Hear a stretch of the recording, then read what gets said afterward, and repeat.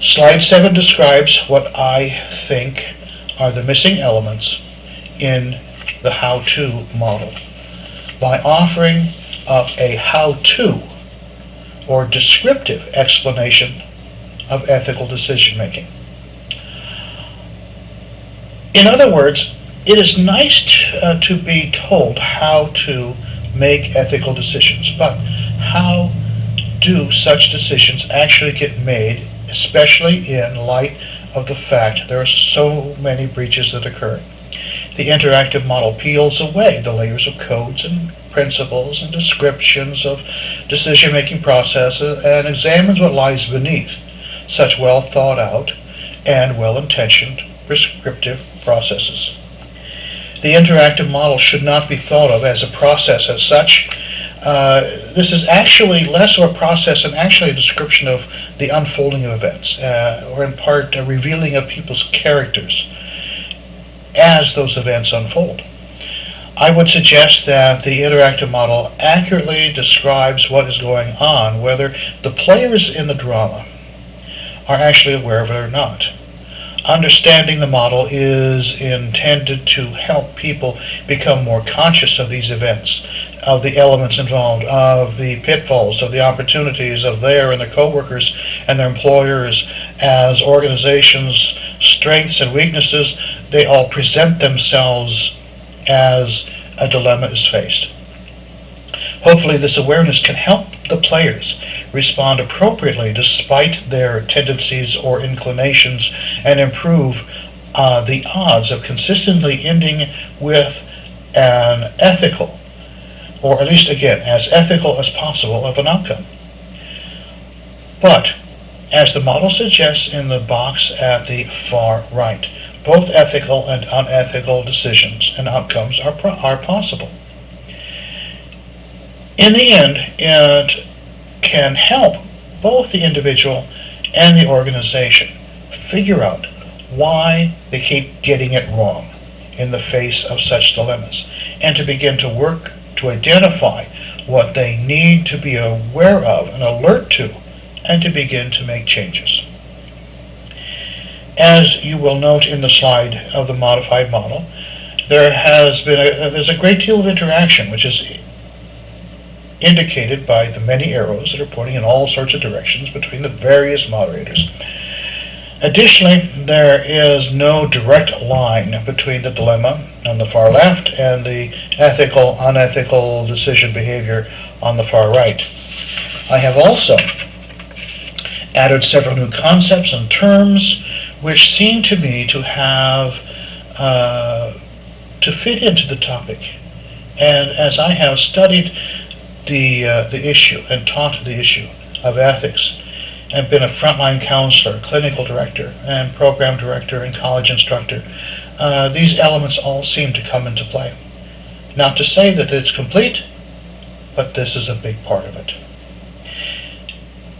At the present time, I am not going to walk through the modified model per se, as we will do that in subsequent sessions, but rather we will be covering the various terms and concepts that come into play in the modified model.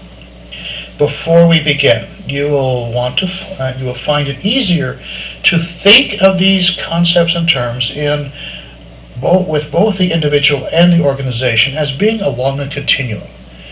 A bell-shaped curve, if you will, where you have extremes, like extreme low ego strength and extreme high ego strength, with lots of gradations in the center, and probably most people falling somewhere in the center.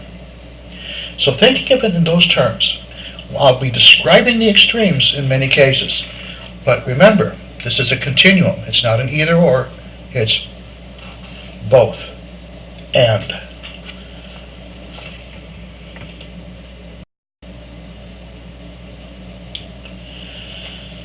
Slide 8 introduces two new concepts from the original model into the individual moderators: sense of coherence and the Johari window, both of which I see as being overarching concepts or influences on the moderators.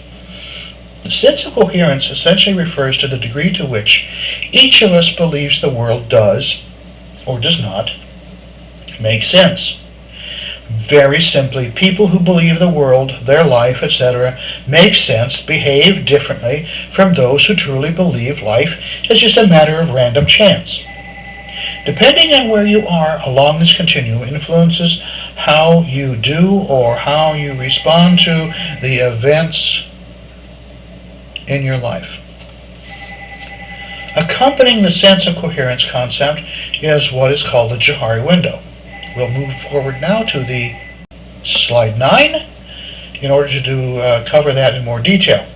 Essentially, the Johari window examines how much we understand ourselves, how much we reveal of ourselves, and how much others understand about the way we are, and what is not known by either ourselves or others.